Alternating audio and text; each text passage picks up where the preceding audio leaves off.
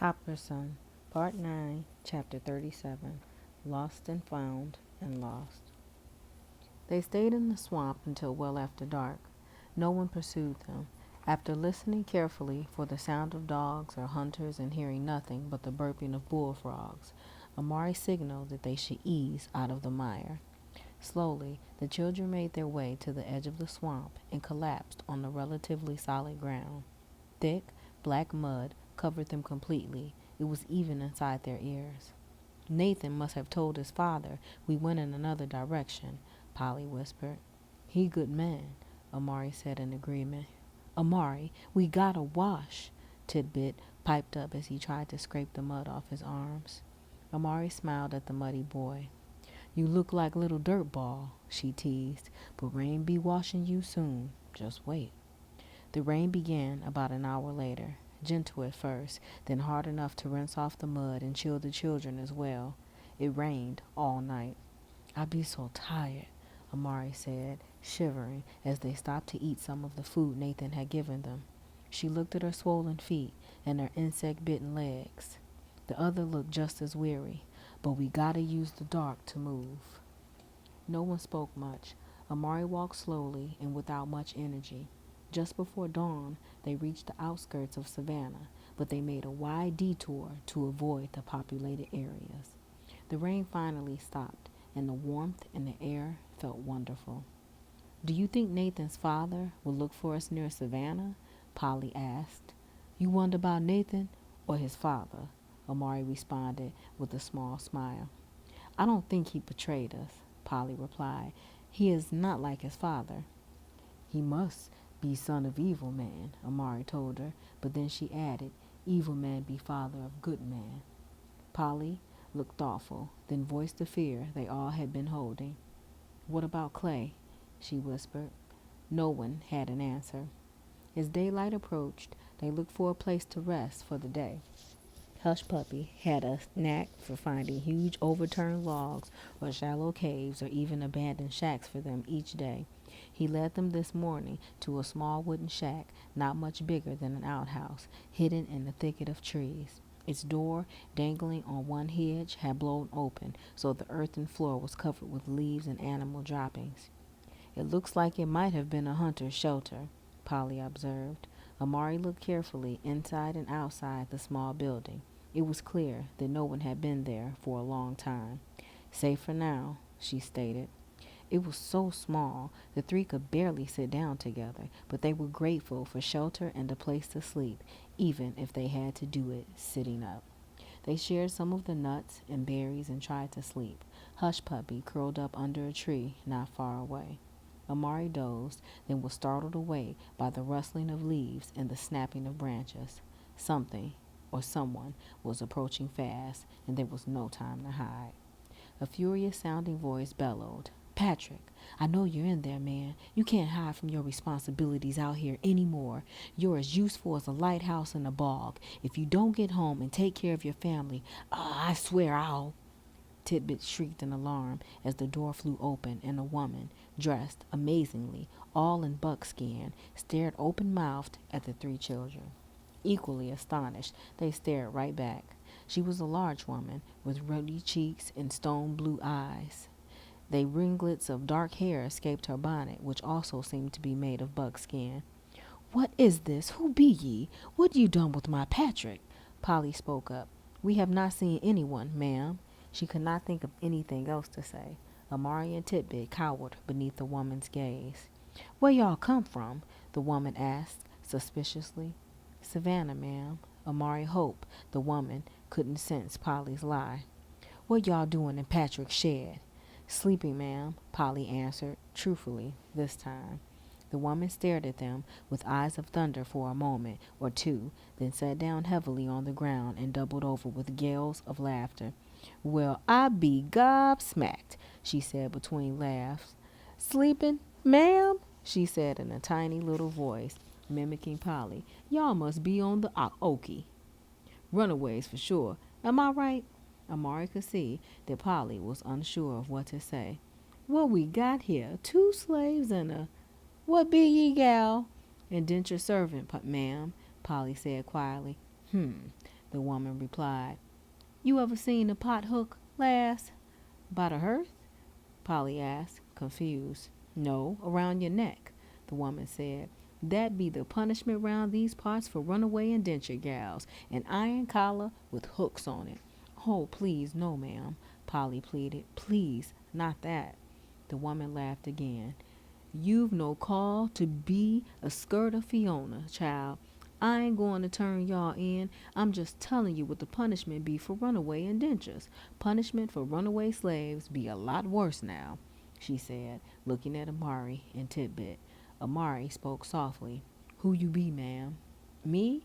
I am Fiona O'Reilly. My pa brought me to this place from Ireland when I was just a wee snip of a thing.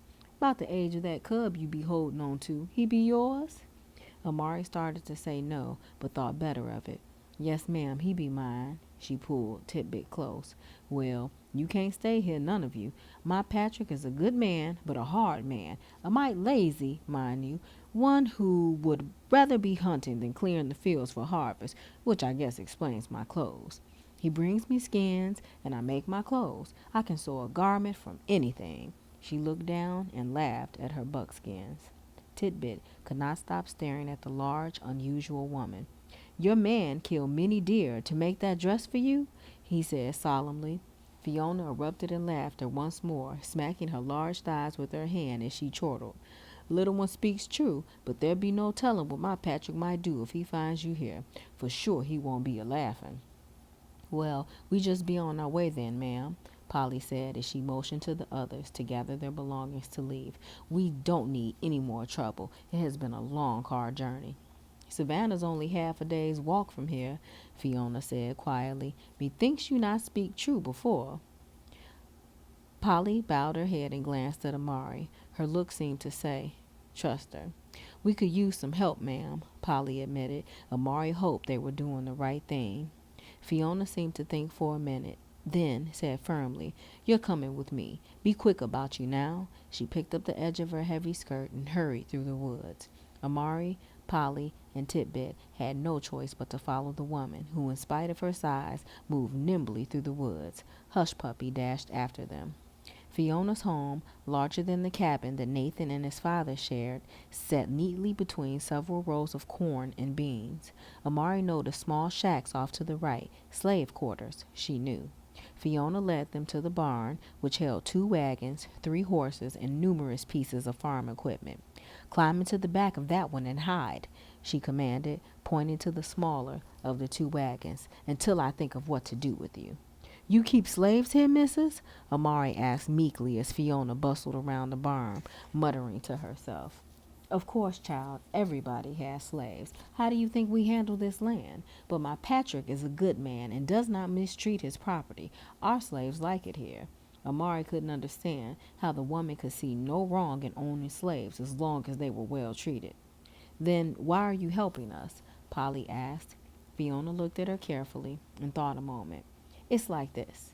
If my Patrick brings home a new slave, like he did last week, for example, that's his right as master and man of this house, and I dare not interfere. As a woman, I ain't got muckle to say about those kind of decisions, but when I got the chance to decide for myself, I find it gives me pleasure to choose to help you be free. That's the truth, and I did not know it until I spoke those words. Fiona looked immensely pleased with herself. Thank you, Amari murmured as she helped Titbit climb into the back of the wagon.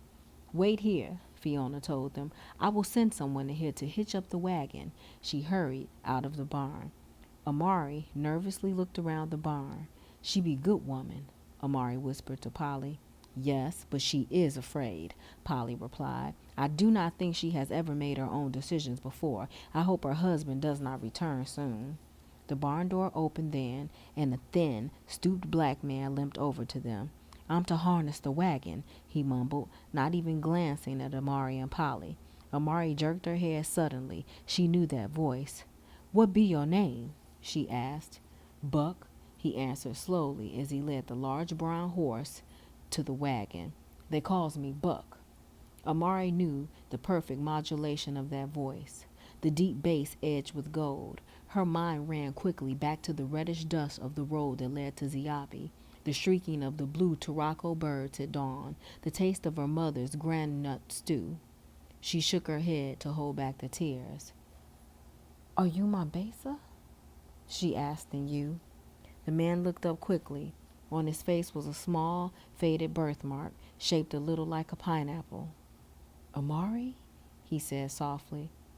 "My Besa, my love, I have found you. It is I, Amari." Her heart thudded as she allowed all of her memories to come rushing back. She jumped from the wagon and ran to him. But just as she reached him and was about to embrace him, he held his hand out and stopped her. "No, don't," he pleaded. "Besa," she cried with urgency, but then she saw the Besa she had known no longer existed. His right eye was missing. His face, deeply scarred on that side, looked like old leather. Half of his teeth seemed to be missing as well. "Oh, Besa, what has happened to you?" she asked him, finally touching his arm softly. "I have had 5 owners since I saw you last, Amari." "Owners?" I spat on the ground in disgust. To even say the word makes me hate them more. "We are alive," she said gently. "I'd rather be dead," Besa replied bitterly, glaring at her. "You have been treated well, then?" She bowed her head. "No, I have not. I have been raped. I have been beaten. I have been made to feel like I am nothing, but I live." "My spirit is dead," he said, his voice empty. "They beat it out of me with their whips, cut it out of me with their knives, shot it out of me with their guns. I can barely see, and every step causes me pain." Her stomach churned as she listened to his ordeal. "Come with us," Amari cried suddenly. "We have run away all the way from Charlestown. We are headed to Fort Most, a place where everyone can be free." Besa looked at her as if she were crazed. "There is no such thing as freedom, Amari. I tried to escape several times. Each time I was caught by their dogs, beaten and then sold. You will be caught as well." "We will not be caught," Amari insisted. "We have already come this far. Give yourself a chance to believe once more," she pleaded. "Please come with us, Besa." Amari reached out to him again, but he jerked back. She felt her heart turn inside out. "I no longer believe in anything," Besa told her harshly. Amari inhaled sharply. "What have they done to you?" Besa looked up at the faces of Polly and Titbit, who were peering over the side of the wagon. "You travel with the white girl?" he asked with surprise. "First chance she gets, the white woman will turn on you. Trust no one." "She is my friend," Amari told him stiffly, realizing as she said it that it was true. She softened then. "Please, my Besa, you are my past. Come be my future as well." "No," he said with finality. "I will take no more risk. I have found a woman here, a good woman. She keeps me warm at night and she carries no dreams in her heart. She is safe." He turned slowly from Amari and finished harnessing the horse to the wagon. She stood there in the dust, one hand reaching toward Besa, but the distance between them had become so vast that she knew she could never touch him again. Fiona returned to the barn, then, full of orders. "Put fresh hay in the back of the wagon, Buck," she commanded. "Yes'm," he said, lapsing back into lazy English. "You're to say nothing of this to the master when he returns. You understand?" Fiona said to him. "Oh, no, ma'am. I know how's to keep my mouth shut." "Well, get on with you then. I thank you for your help, Buck." Besa turned and gazed at Amari, a mask of resignation on his face. He limped slowly out of the barn. He did not look back. Polly touched Amari on her shoulder. Amari covered her face with her hands. Her shoulders heaved. She could barely contain her grief and her anger. "It's not fair," she screamed to herself. "Look what they have done to him. I hate the whites. I hate them." "What is the problem, lass?" Fiona asked with concern. "You know that God prefers prayers to tears." Amari glanced up at the large woman and shook her head ruefully. "Prayers? What good have they done?" Then she pulled herself back to the reality that faced her. It was hard to hate what the whites had done and be thankful to Polly and this white woman in the same moment. "I be grateful for your help, ma'am," Amari managed to say. "Your kindness make me much happy." Visibly pleased, Fiona showed them the bundles she had brought from the house. The first was a pile of clothes. "My Peggy, God rest her soul, left this world 1 year past. She died of the fever. About the age of you gals, she was. She passed." "I'm sorry, ma'am," Polly said. "You must miss her. We have all lost loved ones as well." "Yes, I suppose you have," Fiona replied. "Well, you need fresh clothes. Those you have on are filthy and torn. Put these on." Fiona gave the girls 2 simple dresses, one of blue calico and the other of brown flannel. Each dress was well worn. She had also brought bonnets, aprons, and shoes. Polly changed quickly. Amari took her time. She slowly peeled off the ragged shift she wore. Fiona gasped as she saw the ugly welts on Amari's back. "Oh my goodness, child, what happened to your back?" "Whipped, ma'am," Amari said simply. "You must have been extremely disobedient," Fiona exclaimed. Amari looked up with daggers in her eyes, but she remembered the danger they were in and struggled to make her face emotionless. "My master thought so, ma'am," she said quietly. "Is that a brand on your back?" Fiona continued. She reached over and touched the raised and blackened letter on Amari's shoulder. Amari flinched. Full of shame, Amari wished the woman would drop the subject. "We brand our cattle, of course, but I've never bothered to check to see if any of our slaves carry brands. Is that a common practice, dearie?" "Yes'm," Amari mumbled. It was hard not to explode. "Well, there's nothing so bad that it couldn't be worse," Fiona said philosophically. She glanced one last time at Amari's back before she slipped on the brown dress and hurried over to Titbit. Fiona handed him a fresh shirt and a clean pair of breeches. "What should we do now, Miss Fiona?" Polly asked. "You running north?" Fiona asked. "No, ma'am," Amari replied. "South." "Why?" Fiona asked, looking perplexed. "Freedom," Amari replied. "Place called Fort Mose." "That's in Spanish territory," Fiona told them. "Your journey is one I would not take. All we know be dead and gone." Amari tried to explain. "Only left be hope and dreams." She thought sadly of Vasa and angrily of their dreams. Fiona nodded. "My father brought us to this country for freedom, but he died doing it. My Patrick works hard for our freedom, and still death found us. Hope and dreams are all any of us have." She wiped away a tear. Again, Amari wondered how a slave owner could speak so strongly about freedom. "How far to Spanish territory?" Polly asked after a moment's silence. "I do not rightly know, but it is too far to walk. I'm giving you all this wagon, lass," she said to Polly. "What will your husband say?" Polly asked in alarm. "I'll tell him thieves came in and took it while he was out a hunting," Fiona replied with a laugh. "Serves him right for staying away for so long. I'll tell him they took off heading north." "I know the horse is valuable," Polly added. "We are very grateful." She reached into the sack that Dr. Hopkins had given them, looked briefly at Amari as if to make sure she agreed, then offered Fiona the coins. "Thank you, ma'am. You be so kind," Amari added quietly.